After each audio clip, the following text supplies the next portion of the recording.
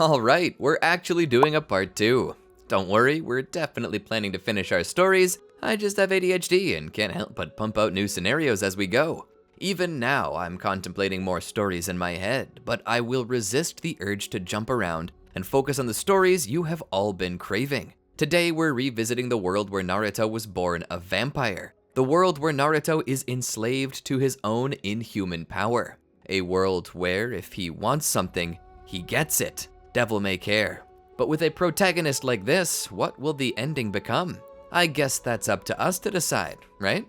Sit right back and be sure to get lots and lots of that delicious Papa John's garlic butter to protect you. Let's do this. But first, welcome to the Amagi. Only 25% of our viewers are subscribed, so if you're a fan of the video, please like and double check if you are subscribed. And with that out of the way, let's get into the video. The next morning came and Sakura awakened in her bed as normal.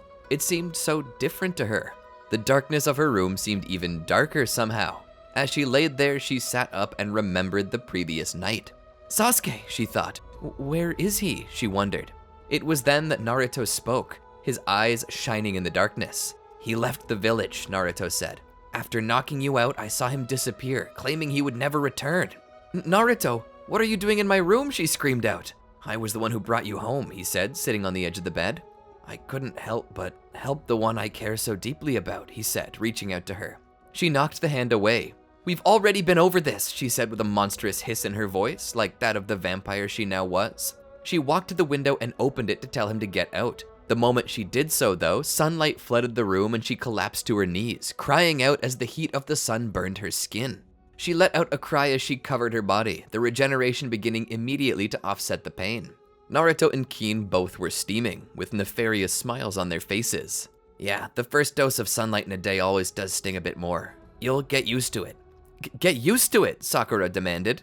Naruto helped her up and back onto the bed to sit. Sasuke hurt you last night, he said. You were bleeding out, dying, unconscious. Each of these words was a conscious lie. He spoke. I knew there was only one way to save you.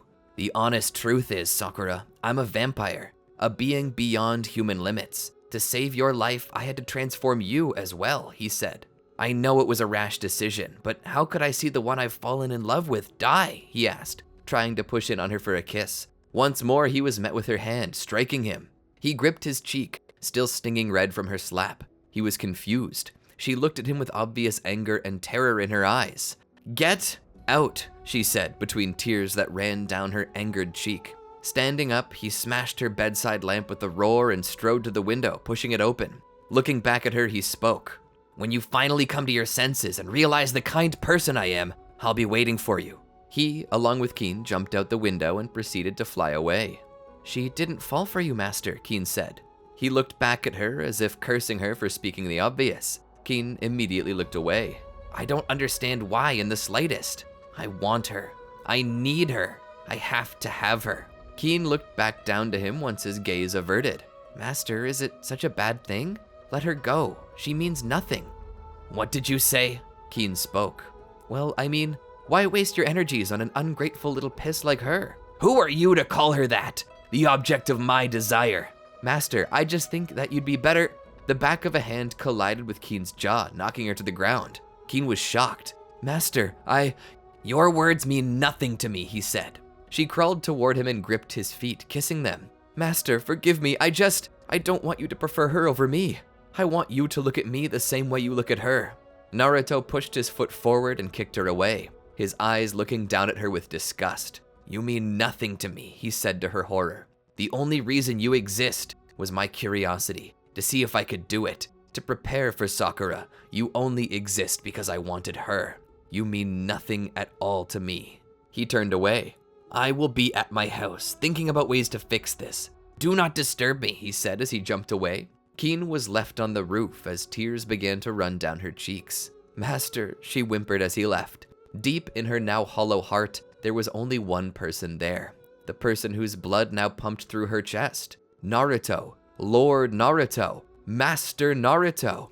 Enthralled in his very aura. She could not be mad at him for striking her. She could never be mad. Only hurt. The pain she felt from knowing there was another he loved more than she. The pain of knowing he was in pain as well from being just as rejected by Sakura, as she was by him. As a good servant and as a prospective lover, she needed to know how to fix their pains together. There was surely only one way. Sakura was confused. Was this true? Was she really a vampire? She had read the stories about them and knew all they could do, but what could she do now? Frankly, most would be freaked out by this concept, but honestly, Sakura's fear of this new thing burned out quickly. She still felt the same, better even, stronger. She had this guilty pleasure. There was a book she swiped from a store once, a vampiric love story. How many times had she read it? 4? 5? It wasn't suitable for her, but she read it anyway, imagining Sasuke to be that vampire, and herself to be the thrall.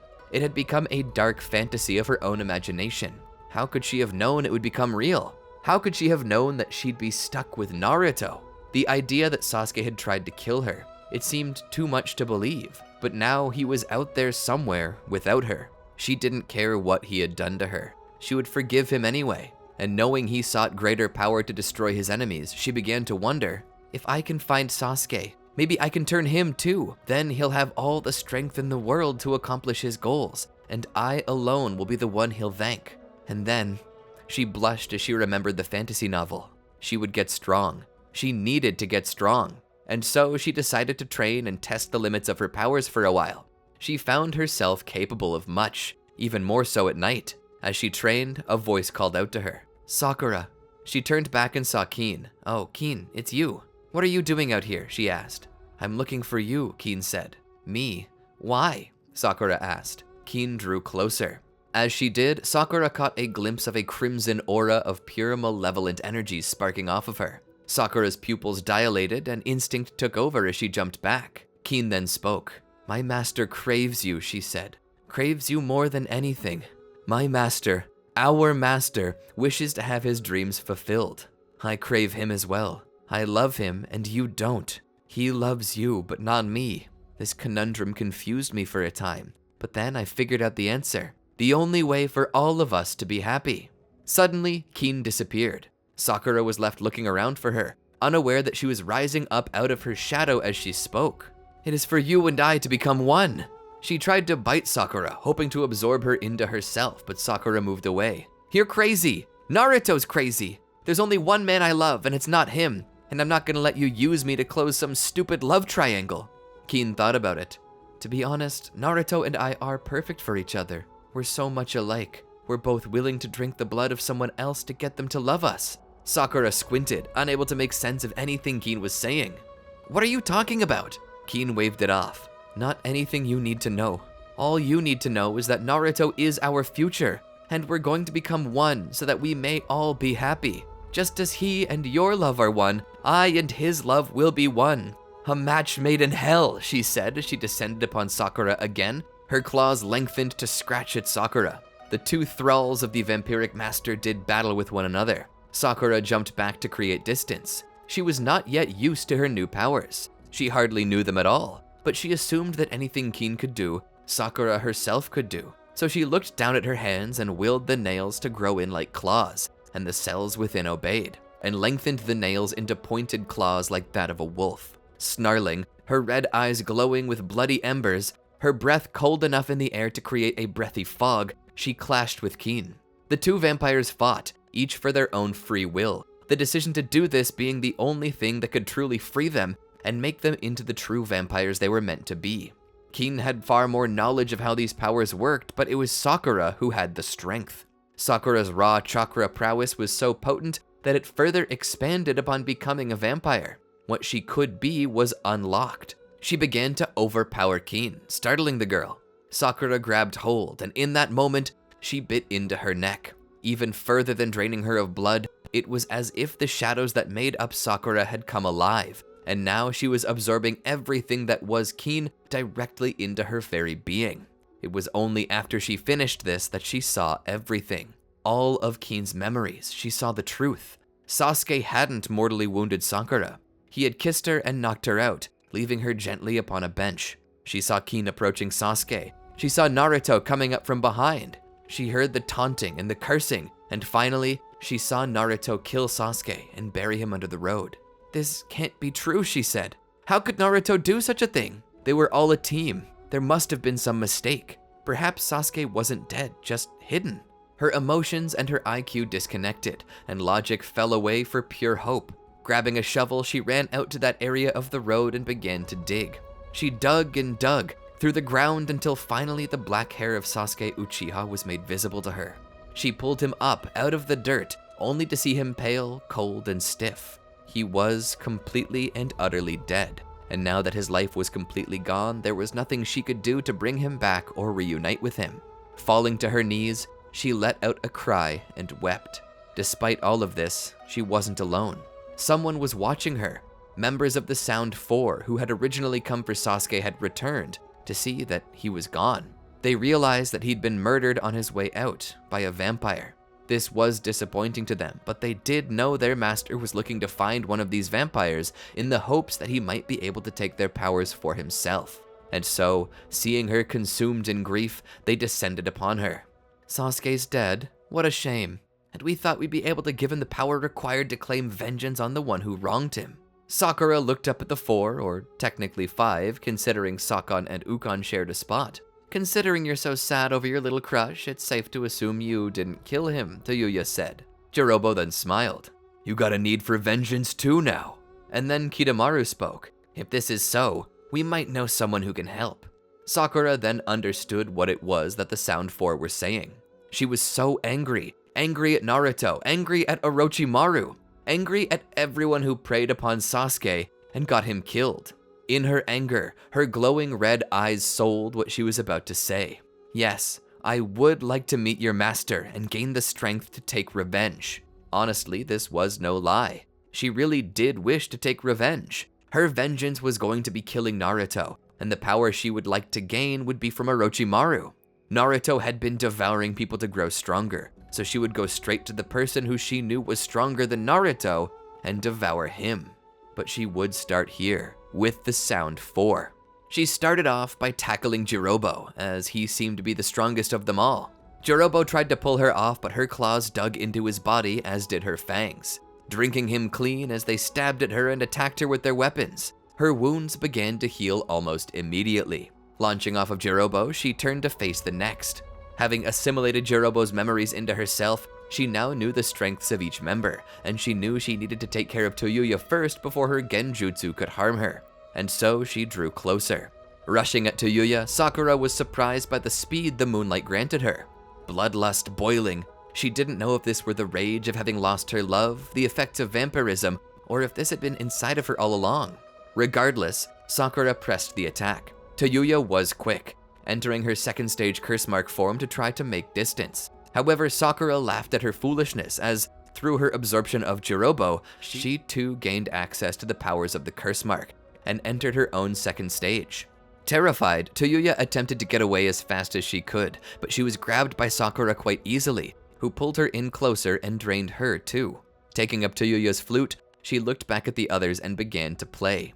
In doing so, they were locked deeply in a genjutsu, only deepened by the power of the trance her vampiric nature could put on them. As they stood there in shock, Sakura drew closer. She began to bite into the neck of Sakon, draining him and Ukon at the same time before turning to Kitamaru and doing the same to him. With all of them dead, she not only absorbed their powers, but their memories too, which told her exactly where Orochimaru's secret base was located. She made her way in that direction. She ran all night and into the day. Making it to where his base would be, she waited for night to come again. Then she would enter the facility. To go straight for Orochimaru would be suicide. She needed to get close to him using someone he knew, and that's why she specifically chose Kabuto. Being alone, despite his smarts, he was still far closer to her level, very likely below even the Sound Four. She would sneak up on him, then use Sakon and Ukon's Kekai Genkai to merge with Kabuto, taking him over, further using her hypnotic suggestion to take full control over his motor functions, and thus, she waited until the time was right. The next day, when Orochimaru entered the room to do some tests, she waited for him. She smiled as he entered the room, blissfully unaware that he was about to die. Back at the village though, if you thought any of this got past Naruto, you'd be mistaken. He had become acutely aware that Keen was nowhere to be seen. He could no longer sense her as a thrall and began to wonder if somehow, someone managed to kill her. But when word came out that the body of Sasuke Uchiha had been located, as well as the bodies of the Sound Four, each having the same bite mark, Naruto began to ponder how this was possible. Who besides Kin could have known? Who besides Kin would the Sound Four have come after? Was it possible that she was targeted by the shinobi of Otogakure due to her betrayal? No, something else was going on. Kin was deeply enthralled under his command. She would never do anything he didn't command, so her running away made no sense. He could still sense Sakura around, but nowhere nearby. Seeking her out at her home, he found that Sakura's parents had called the police and were now investigating the disappearance of their daughter. Things were starting to add up. Was it possible that Sakura had somehow discovered the truth and eaten the Sound Four in an attempt to gain power herself? Had she absorbed Kin as well? That would explain why Naruto couldn't sense her. If all of this were true, then it meant that Sakura had learned the truth and was now seeking her own strength, likely to kill him with. And considering she had left the village after devouring these highest-ranking members of the Otonin, there was no doubt her target was Orochimaru himself. She was accumulating power. If he did nothing about this, she would no doubt return for revenge. Letting out a sigh, he lamented that Kin had screwed this up so badly. Her own jealousy had led her to challenging Sakura, no doubt in hopes of eradicating the only person who held Naruto's heart. And now, because of her screw-up, he lost the chance to own Sakura's heart himself. Pity, he said to himself as he began to search for the only person he knew that might be able to help him. His own master, the only one strong enough to match Orochimaru. As Sakura stood there over the bodies of Orochimaru and Kabuto, she smiled. Their powers, their knowledge, everything that was them was now her as well, and she knew that her powers had increased enough that she might rebel against the one that had, for some time, considered himself her master. But she was about to show him why he could never own her, why he could never control her, because there was something inside of her that had always been stronger than his control, no matter how many times he tried to hypnotize her, and that was her love for Sasuke.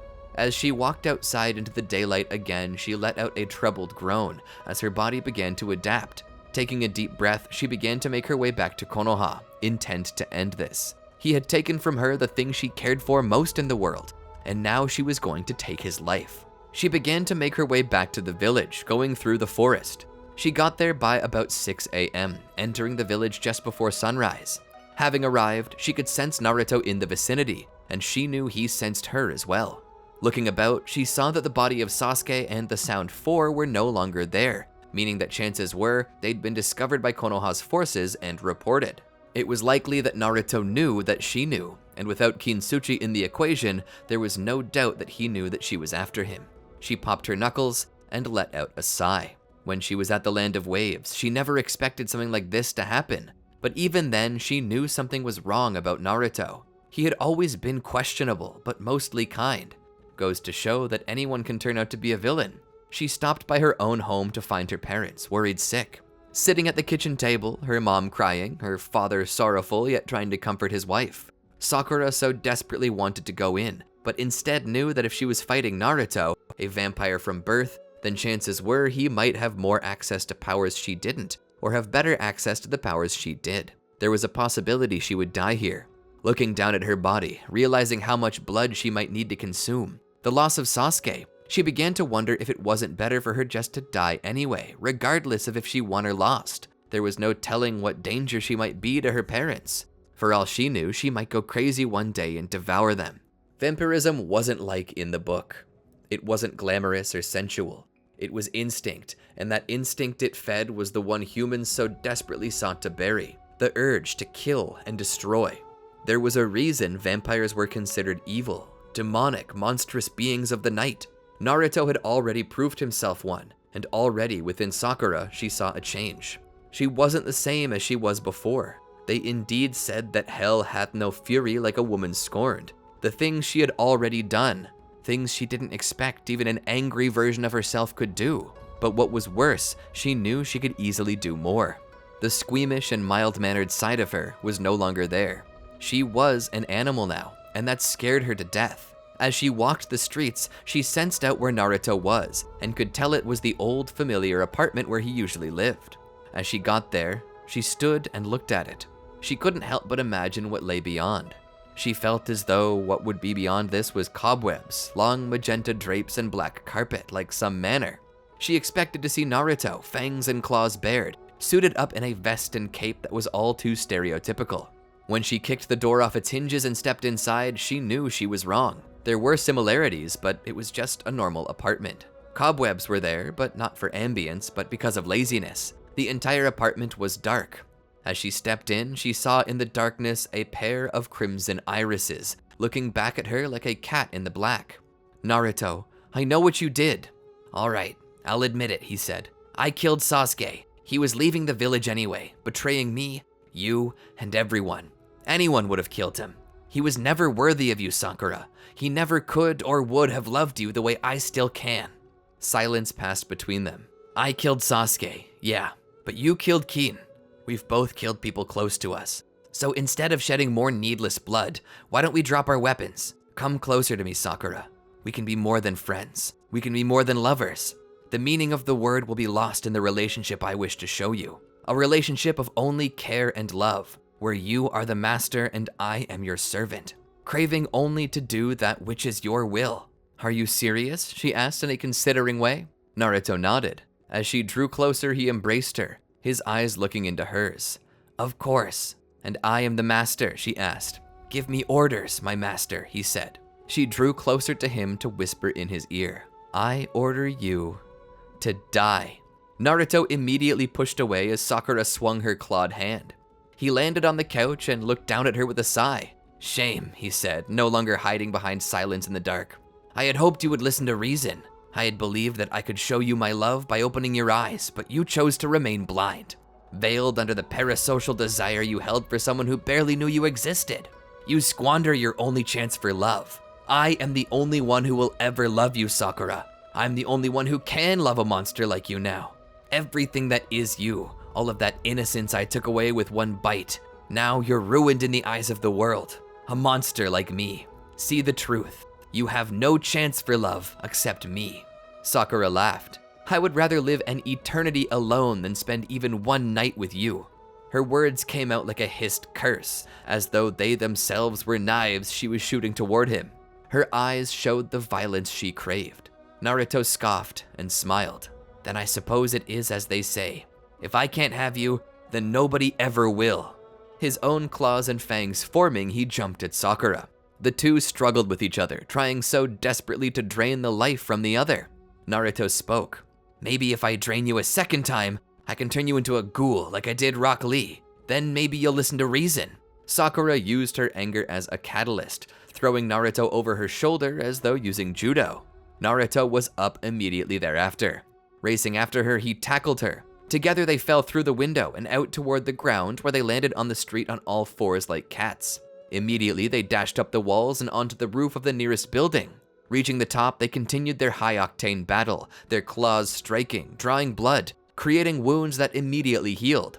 Sakura knew that the longer they battled, the more likely Naruto would get to understand her style, so she proceeded to use the second stage curse mark to boost her power. With this, she immediately gained purchase and began to press the advantage, but Naruto made distance with a laugh and closed his eyes. Taking a deep breath, he opened them as markings formed around them. "I knew I made a proper choice. I sensed you were chasing down Orochimaru, so I ate a Sannin of my own." Sakura grew outraged. "Jiraiya loved you," she said. Naruto nodded. "Enough to give his life for me, and now he has. Everything he ever knew, now so do I." As they continued to battle, it grew even again. Both Naruto and Sakura were using similar abilities to pull in natural energy. Orochimaru knew of Senjutsu, but never had the ability to use Sage Mode himself. Sakura wondered if maybe she could stack it together, use Orochimaru's knowledge of Sage Mode. As she recalled, the only reason why he couldn't was because he wasn't strong enough. But Sakura, on the other hand, was far stronger than Orochimaru ever thought to be, and she was going to use that to her advantage. She attempted to add Sage Mode on top of her curse mark to boost her power. Difficult as it was, she managed it, though it was incredibly painful. Naruto stood there with a smile. "You're a fool, Sakura," he said. "You assume I haven't been gaining strength all this time? Just because you gained a few techniques from Orochimaru doesn't mean I don't have anything." Naruto immediately used his Kurama Chakra mode. "As it turns out, my tailed beast is really strong. And now that I've brought it fully under my control, I can use all of its power. And not even it alone, but the power of others." He raised his hand, and sand that had been scattered about began to form around Sakura. She couldn't escape. Naruto drew closer. "What am I to do with you?" he said. "I can't control you. I can't love you. All I can do is absorb you into myself. In doing so, you'll always be a part of me.